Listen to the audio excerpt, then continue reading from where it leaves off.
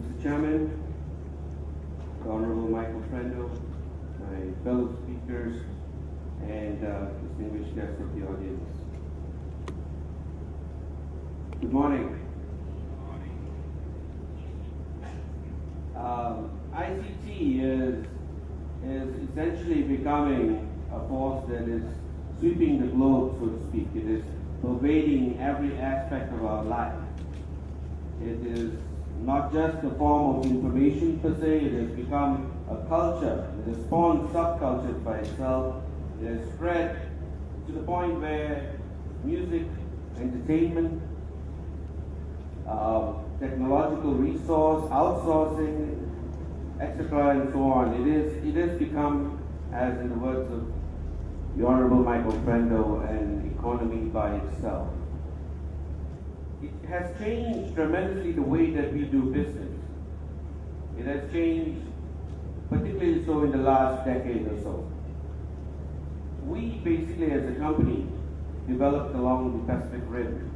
And during that point in time, towards the end of the 90s, there were two basic economic factors that hit the Pacific Rim. One was the IT bubble bursting, and the other one was the Asian Depression, the Asian crisis. We took the bull by the horn, so to speak, to go into Hong Kong to set up and to take a gambit on the fact that ICT will change the way we do business. We moved into Hong Kong at a time where essentially the prices were a lot more affordable. You know, the threshold into Hong Kong was at that time, and has been even till now, the cost of doing business, so to speak. And we were able to also avail of the fact that there were a lot of IT personnel out there. Now, our position has always been, from that onset, the germ of the idea was to take goods and services right across the planet. It was the fact that globalization was happening, it was inevitable, and the global village was part of what we envisioned. This is in the late 90s. Today, we manufacture goods in Germany. We basically have them sent out to 5 different cities throughout the world, including Dubai, Hong Kong, Kuala Lumpur, and so on. We have call centers in the Philippines. In essence, when the product is actually delivered to your doorstep, it is 5 to 7 different economies that are involved. And that's the power of doing business via IT per se. But here in Africa, the effect is actually being a lot more phenomenal per se. Now a lot of the speakers out there are going to be talking to us about the hardware development. But my role here today is to talk about business and how, in terms of business, we can use ICT to develop, and we can do this right across the globe. Technological progress notwithstanding. Now, in Africa per se, one of the questions put to me over the last few days was why IT and how IT is going to affect Africa. And a little story came to mind. One of my managers had come down to Ethiopia.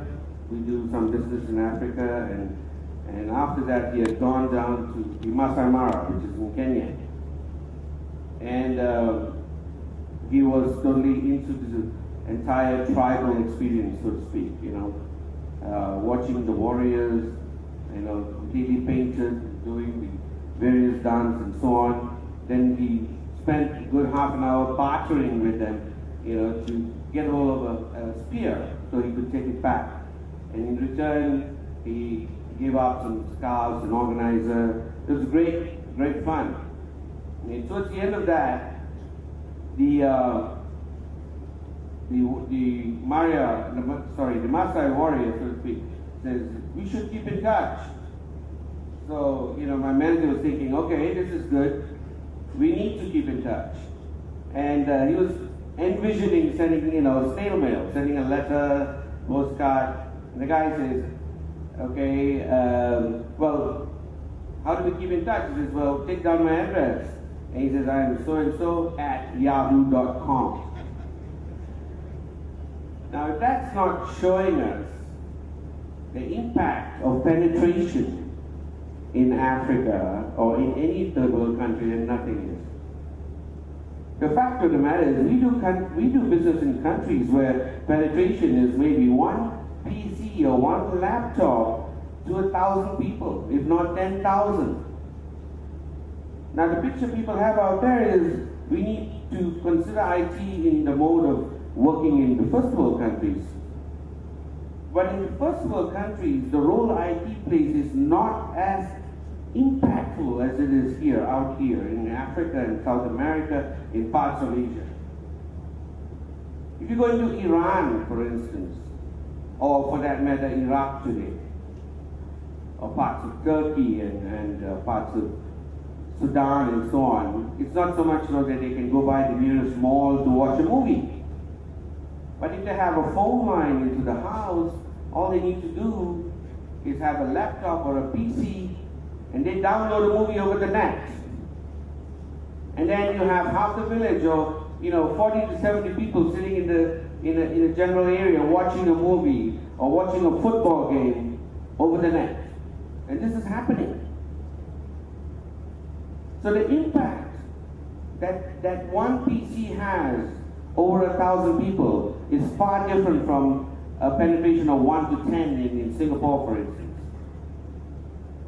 So, to link the statistics that are being presented out there in terms of IT penetration and to understand the impact that the business has available is not as simple as it may seem. One of the issues is that in the first world or in many of the developed countries, the hardware is already in place, it's rigid. In India, a few years ago when I was there, it was about maybe a decade ago when I was first coming into India, in the 80s, it took about 3 years, sometimes even longer, to get one phone line. People applied and they waited. Sometimes they applied and their children got the phone. And that was a critical component of their lifestyle, to get that phone. But today, it's of virtually no interest. Everybody